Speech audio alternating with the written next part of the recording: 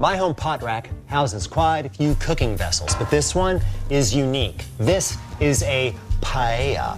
All right, now paella happens to mean pan, comes from the Latin patella, which means plate. It's also where we get our word for kneecap. Long story. Calling it a paella pan would be like calling it pan, which would make you sound either really silly or like a guy selling pizza. Now, it's unique for several reasons. One, it's composed of high carbon steel, so it's a very speedy conductor of heat, much faster than, say, stainless steel. But like cast iron, it can rust if it's not cared for properly. It is extremely light, almost flimsy in construction, not a characteristic typically synonymous of quality cookware, because it simply will not evenly heat unless it's placed over a very, very wide, even heat source. Its size is unusual. It's 15 inches across, so it's 177 inches of cooking space, and yet the sides only 1 3/4 inches high. So whatever is going to cook in here is going to be spread very, very thinly. It has wide looped handles, so it's hard to get in and out of an oven. And even more curious is the fact that the paella comes in 16 standard sizes, ranging from a Lilliputian 8 inches up to 52 inches, 7 inches wider than the gong John Bonham whomped on during Zeppelin's '77 tour. And I know, because I was there. In short, the paella, which never comes with a lid, is a culinary oddball, which to the casual observer might appear to be a unitasker. Me, I look at the paella and see lots of lovely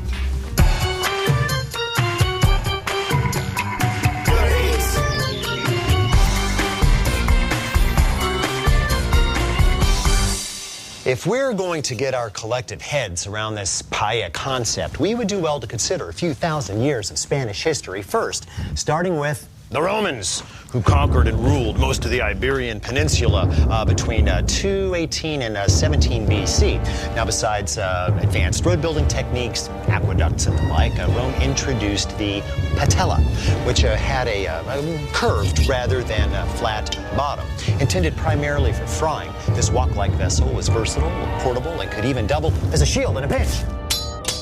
All right, uncle. Eventually, Rome receded, only to be replaced a few centuries later by the Moors, a mixture of Islamic peoples from northern Africa, including those of Arab and Berber descent. They brought sophisticated agricultural practices, including irrigation, and a host of new crops like oranges and saffron and rice, which was planted all around Valencia, where it grows to this day. Oh, and during this time, the patella was actually adapted to be a little bit more rice-friendly. Look familiar? I thought so.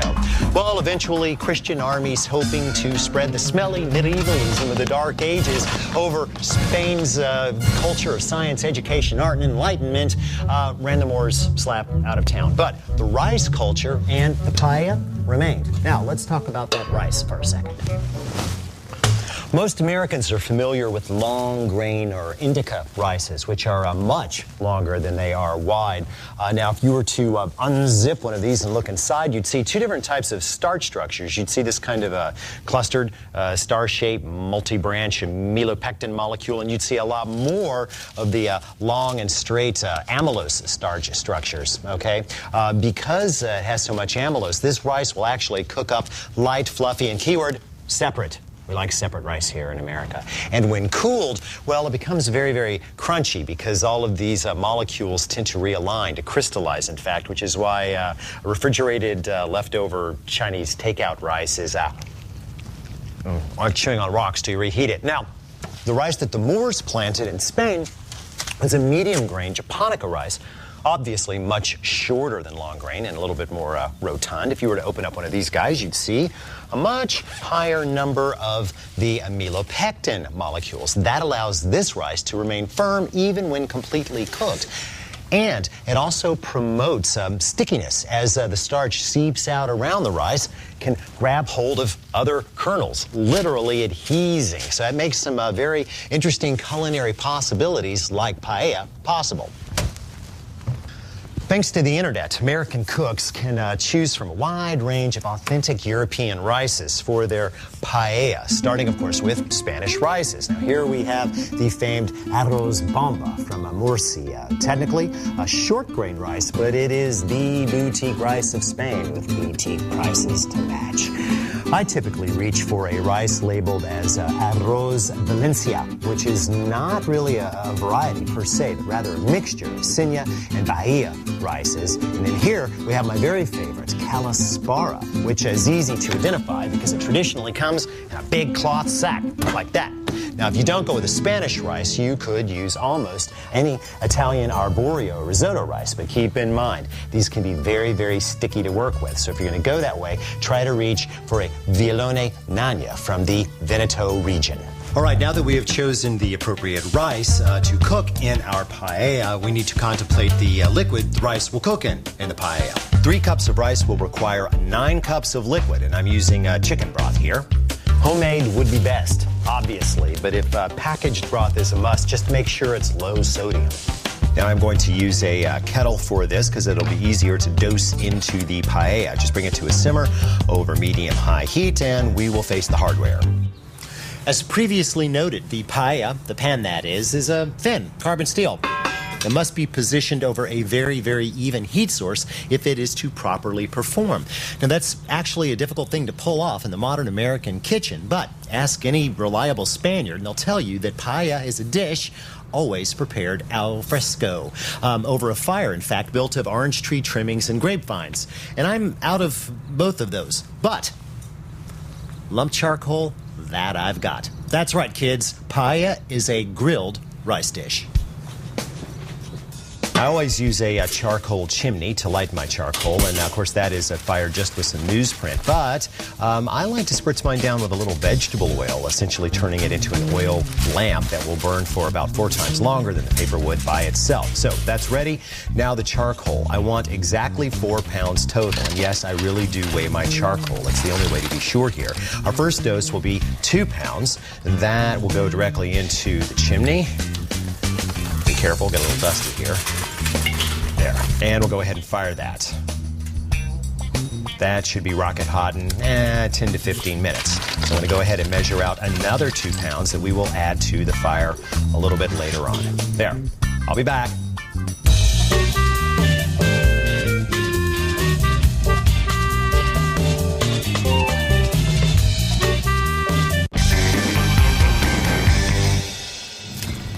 After the rice itself and the cooking liquid, there's a third absolutely required component for the paella to be a paella, and that is the sofrito, which, like the Creole Trinity or the French mirepoix, is actually a mixture of aromatic vegetables. In this case, both green and red bell peppers will be chopped and cooked down in the presence of some garlic and grated tomatoes, which, of course, you would never keep in here, would you?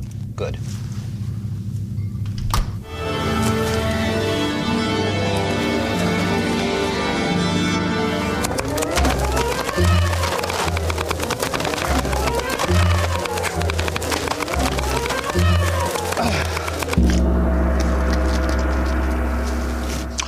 Now, with that out of the way, we can turn our attention to 1 pound of tomatoes. That's 2 good-sized specimens like this. Now, this maneuver may seem unorthodox, but it will achieve 2 specific goals. And that will be to finely chop the tomatoes and remove the skin. So, cut them in half across the equator, there, and squeeze out as much of the seed and pulp as you can into a fine strainer. Make sure you catch the juices, though, because we'll be using those.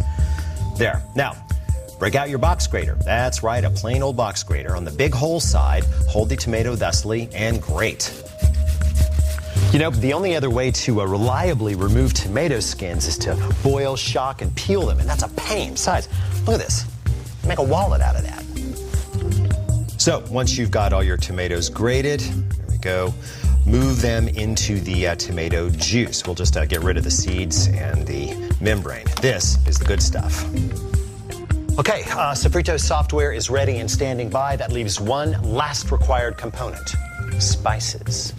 Two spices to be exact. The first is pimenton, or paprika in Spanish, which is the dried ground remains of any of a wide range of European chilies, from bell peppers to stronger members of the capsaicin family. Now, the Spanish have three styles of paprika: dolce, or sweet; agridolce, bittersweet; and picante, or hot. Now, most artisanal Spanish paprikas have a distinct smokiness from the fires that are used to dry the chilies, and they can be marketed as smoked versions if they're smoky enough.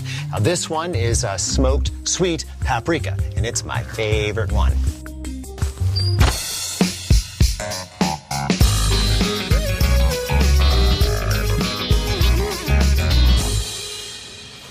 As far as I'm concerned, paella, the dish, is just rice in a paella without at least 20 stigmas of the fall-flowering crocus, which the Moors called sahatharn.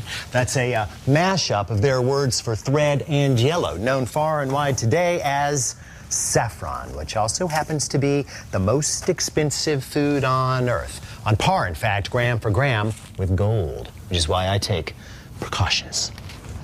So, why is this stuff so expensive? Lights!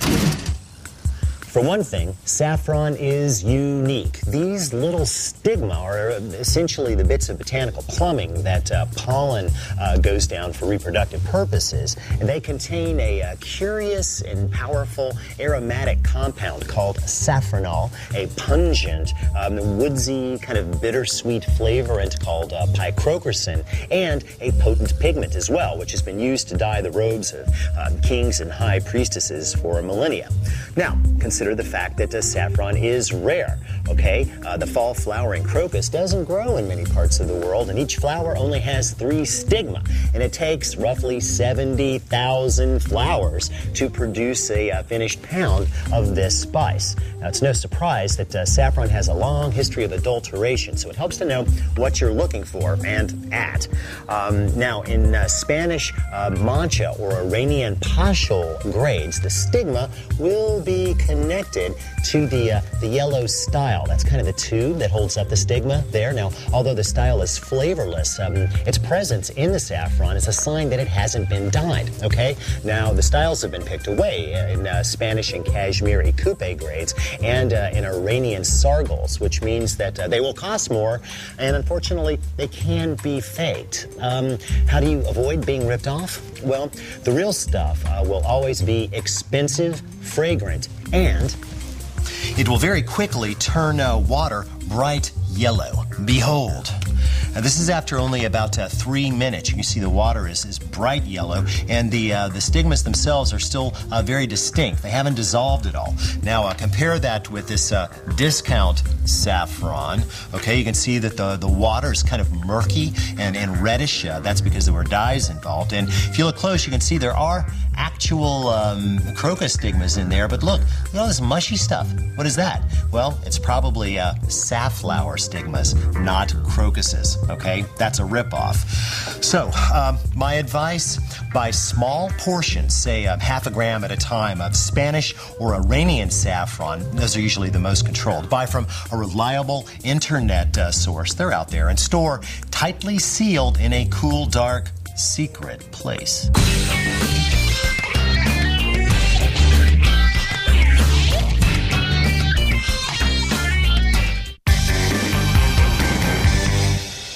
When it comes to integrating saffron into the paella, I break with traditional applications and simply add it directly to the raw rice. I have 3 cups of my calaspara here, and into that, 20 threads of saffron, no more, no less. With that, a teaspoon of the smoked paprika and a teaspoon of kosher salt. And while we're at it, we can add a little herbal essence. Traditional herb for paella would be rosemary. You just strip the needles, or most of them, off of the 2 sprigs, and then we'll just stir that in by hand. Now, technically, the mandatory parts list for a paella is complete, but since it's intended to be served as an entire meal, certain vegetal and animal additions are perfectly acceptable. For instance, in a classic Valencian paella, rabbit is required. Oh, Don't fall for that. Rabbits are pernicious rodents, overbreeding varmints who would just soon take over the world. Didn't you see Night of the Lepus? I say eat them before they eat us. Oh, is the little bunny one? He's scared of the big cook, man. Well, paella is certainly a very versatile dish. Let's just see what's in the chill chest. Well, if we're not going to go with rabbit and we still want to maintain any kind of credibility with our paella, at least with the Valencians, then we're going to have to add snails, which I think are easy to... You're not ready for this, are you? Fine. We'll stick with something simple. Another traditional meat in many Spanish paellas is chicken. Okay, we'll go with 3 pounds mixed chicken thighs and legs. That's perfectly acceptable. And we'll just go ahead and toss those with a couple of teaspoons of kosher salt. Also, beans are traditional, either lima or green beans, and I happen to have half a pound here, trimmed and snapped in 2. Convenient, isn't it? Right, our broth is good and hot, so I'm going to move 5 cups of that into a thermos because we're going to be adding it to the paella later on. The stuff in the kettle we're about to use. Good. Charcoal is ready, so just dump that out. Nice and gray ash. That means it's hot. Use long tongs to spread out that charcoal and then add the 2 pounds of reserve on top. Place on your grill grate and your paella, into which goes 2 tablespoons of olive oil. When it's nice and hot and shimmery, it is time to bring the chicken to the party. And I usually do this skin side up first. Just cook until it's golden brown and delicious. Now, this doesn't look like a lot of fat, but trust me, as the chicken skin renders out, this amount will nearly double. So 5 to 6 minutes on this side, and when it's golden brown and delicious, flip and cook for another 5 to 6 minutes. Then we've got to make room for the vegetables, so just push the meat out to the very, very edge of the paella and dump the peppers, garlic, and the green beans right into the middle and let them fry in that fat for 2 to 3 minutes or until they just start to soften. Then make yourself a little hole in the middle and bring the tomatoes to the party. Stir them in and allow them to cook for another 4 to 5 minutes. Okay, see how the liquid has thickened almost to a gravy consistency? Time to bring on the rice. Just dump right in the middle and stir off and on for 1 minute.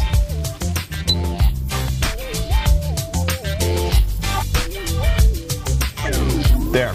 Now simply evenly distribute the chicken pieces across the surface of the rice, skin side up, and add the hot broth. That's the 4 cups. Just make sure that all the rice is completely submerged, but just barely. And set your timer for 8 minutes.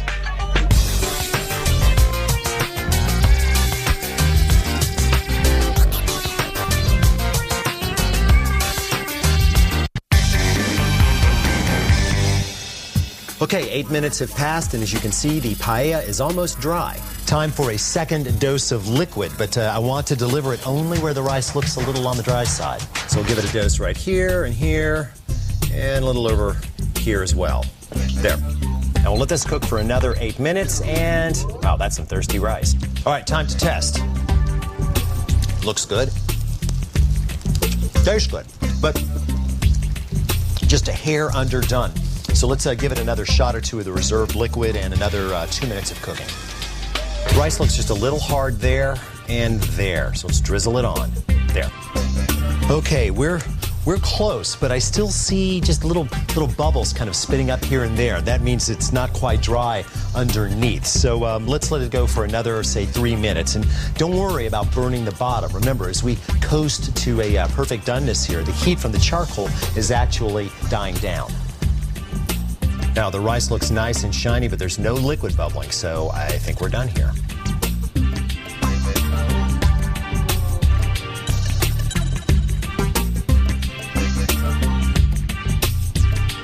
This is crucial as the residual or leftover heat still has some work to do And we want the rice to cool a bit so that the crust sets just so. And don't worry if you end up resting beyond the 15-minute mark.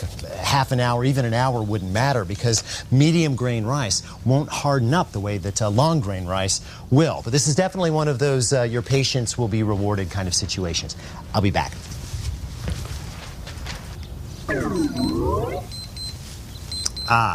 The rest period is up. Time to dig in. Now, the thing I like best about paella, besides the fact that it's beautiful and delicious, is that you traditionally eat it directly out of the paella. That's right. It's a cooking vessel and a serving platter. All you need is a spoon. And although a boxwood paella spoon is traditional, a big old soup spoon will do just fine as well. Now, the traditional approach is to simply assign yourself the wedge that's right in front of you and begin eating from the outside rim towards the center.